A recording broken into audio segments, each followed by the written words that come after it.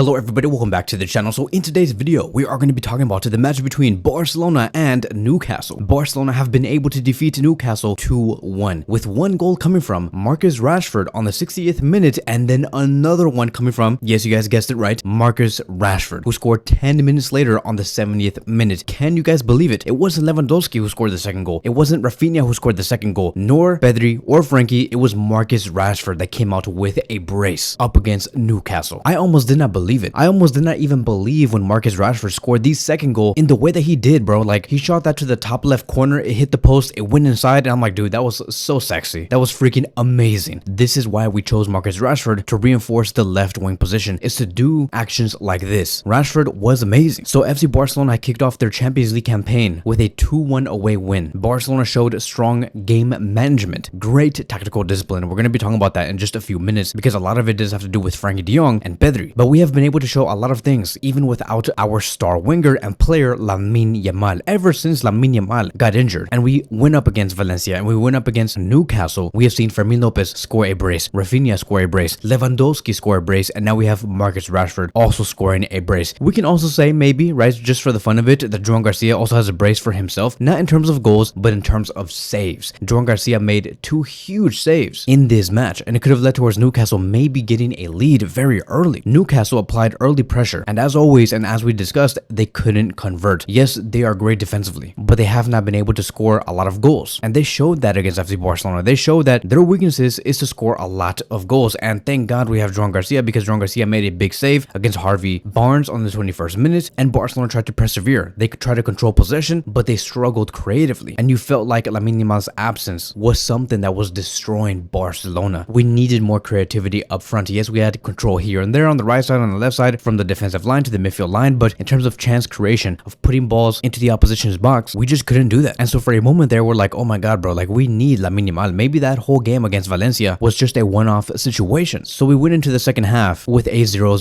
scoreline, and Barcelona continued to control the tempo. And then came the 60th minute, of course, right? Marcus Rashford scored with a powerful header. Jules Koundé made the cross, and honestly, I cannot believe that, Jules Koundé made that assist with his weak foot, right? It was his left foot, and it went straight into Marcus Rashford's head. He puts it into the bottom left corner, goal, right? It was 1-0. 70th minute, as we discussed, Marcus Rashford scored a rocket, which honestly could be a goal of the season contender, and he scored it from 25 yards out. And then on the 90th minute, Gordon tapped in a late goal after a Murphy cross. And in the end, Barcelona calmly closed out the final minutes to seal the win. It's very important for us to win early because we want to build this type of momentum. This win was very much needed. And I want to shout out to a few players, right? Going back to Marcus Rashford. Marcus Rashford was the man of the match. He scored 2 goals. He played 82 total minutes, 6 shots, 5 dribbles, 10 touches in the opposition box, 6 times he recovered possession. And he is the first Barca player to match Messi's 2015 UCL output in those combined metrics. Marcus Rashford stated, "I had to adapt to a new city and culture. I feel more comfortable day by day. The header was harder. As for the second goal, I have worked on that my whole life." So bravo to Marcus Rashford. I do give him a 9 out of 10 performance. The other player I want to discuss is Joan García. Joan García, man,